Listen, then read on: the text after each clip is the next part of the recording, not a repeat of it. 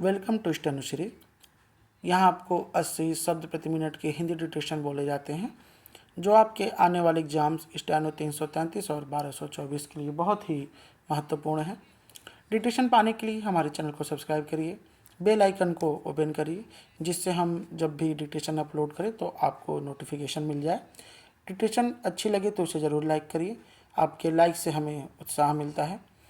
और अपने दोस्तों के साथ भी इसे ज़रूर शेयर करें, जिससे जो कहीं क्लास नहीं ले पा रहे हैं या ले भी रहे हैं तो उन्हें अलग से प्रैक्टिस करने के लिए डिक्टेशन मिल जाए। जितनी तरह के आप डिक्टेशन लिखेंगे आपकी प्रैक्टिस अच्छी होती जाएगी। डिक्टेशन स्टार्ट होगा 5 सेकंड बाद।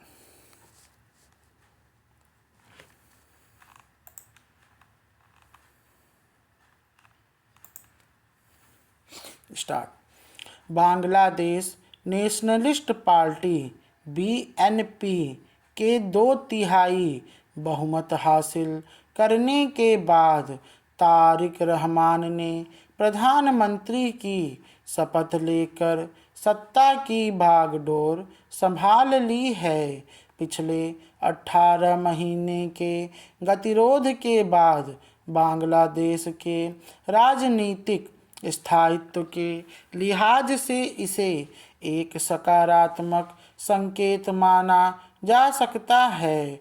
नई सरकार में अल्पसंख्यक समुदाय के 4 सांसदों में से 2 को मंत्री बनाया गया है। राष्ट्र के नाम अपने पहले संबोधन में नवनियुक्त प्रधानमंत्री ने जिस तरह अल्पसंख्यकों की दिलजोई की, उससे यही उम्मीद बांधी जा सकती है कि यह सब प्रतीकात्मक भी हो, तब भी बांग्लादेश वापस पटरी पर आ सकता है। पैराग्राफ। हालांकि बीएनपी का इतिहास इस्लामी राजनीति में अधिक विश्वास करने का रहा है, मगर बांग्लादेश की जनता ने इसे अवामी लीग के विकल्प के रूप में देखा है।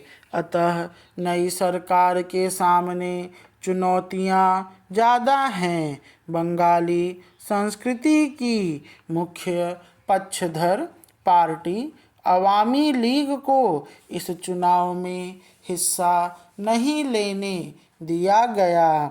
जमाते इस्लामी 68 सीटों के साथ सबसे बड़ी विरोधी पार्टी है, जो कट्टर इस्लामी विचारधारा में यकीन रखती है। अतः धर्मनिरपेक्ष व अल्पसंख्यक समुदाय के हितों की सुरक्षा के लिए आंतरिक व बाहरी दबाव परस्पर बना रहेगा। यह एक ज्ञात तथ्य है कि बेगम खालिदा जिया के नेतृत्व में बांग्लादेश में बीएनपी की जो सरकार बनी थी, उसने भारत से दूरी बनाए रखी और पाकिस्तान, चीन से नज़दीकी बढ़ाई थी। खालिदा जिया के पति और तारिक रहमान के पिता जियाउर रहमान बीएनपी के संस्थापक थे और सत्ता में आने पर उन्होंने ही बांग्लादेश को बंगाली राष्ट्रवाद से बांग्लादेशी राष्ट्रवाद में तब्दील किया था, जिसके मूल में इस्लाम रहा। जियाउर रहमान के दौर में इस्लामी देशों से बांग्लादेश के संबंध मधुर हुए। खालिदा जिया ने वही नीति जारी रखी। भारत ने 1991 और 2001 के चुनावों में बीएनपी पर विश्वास दिखाया था, लेकिन सत्ता में आने के बाद इस पार्टी की हुकूमतों ने भारत विरोधी नीतियों को आगे बढ़ाया, अतः संबंध अच्छे नहीं रहे। पैराग्राफ।